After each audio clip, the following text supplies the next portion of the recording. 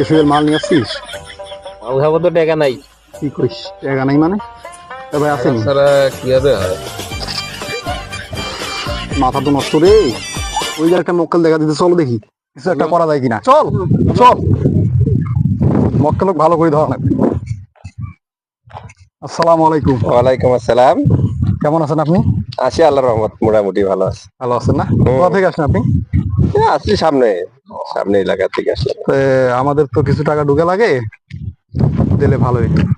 ওই যে খাইতে হবে, কি করবেন এখন কোন? টাকা কি গাছের গোটা নাকি? কি কয় কি কয়? আরে কি মাল ঢুকে নাই নাই মাল কিনে দিয়ে বলো। টাকা পয়সা কি কি আছে? মাল খিলাও ওদিকে